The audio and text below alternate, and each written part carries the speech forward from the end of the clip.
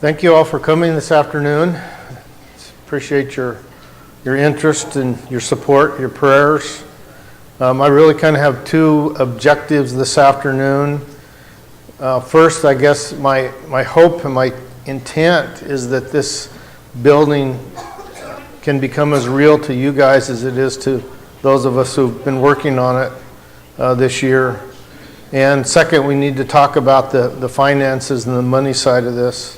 Just to start off, I thought I'd give you kind of a whirlwind tour. I know we've been over the floor plan quite a number of times and looked at things. So I'll just go through it fairly quickly. If you have questions, please feel free to jump in. I'd like to move fairly fast, but this is a time for us to talk at the same time. This is the cover of the plans that Byler's Contracting has supplied us.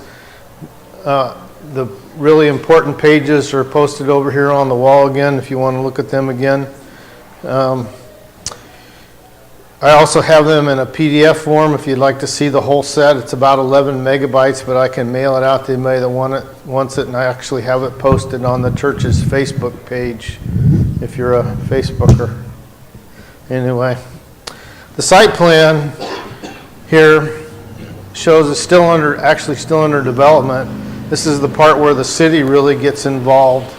They have really strict landscaping requirements, minimum number of parking spaces, setbacks, the whole 9 yards. And so this is something that the contractor is still working on. He's engaged a landscape architect as well as the site plan engineer. As you can see, we're kind of going towards having two entrances, about 170 parking spaces. There'll be some handicap spaces right up close to the building. Still have a covered entryway. And the street here is called Majestic View. So I have to get up there and enjoy the view. The floor plan, again, like I said, really hasn't changed much over the years. It really centers on this idea of having a circular traffic pattern going around the auditorium.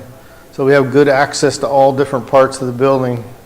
And we have the different kind of functional groups that are put together.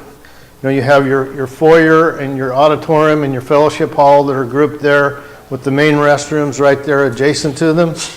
You have the offices off to this side, but still front in a location that the congregation as well as the public can have easy access to those.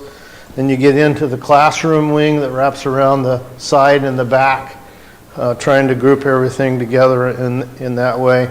And then in the corner on this side, you have the kitchen, which would be accessible from the inside and the outside.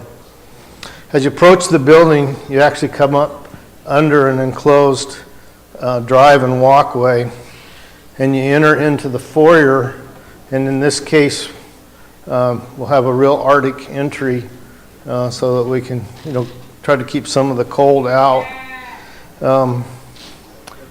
The foyer, it's about 1,700 square feet, and so there'll be plenty of room for people to move through in an orderly fashion, but yet still have lots of areas for us to stand around and talk, which is what we like to do so much. You just see here that there's good access to everywhere. We even have these areas here will be like for coat storage, and just have some racks on the walls there, but open, accessible, not something where somebody can hide and get into any trouble at all. So as you come into the foyer and go straight ahead, you go right into the auditorium. And this is kind of a fairly rough idea of what it will look like. I personally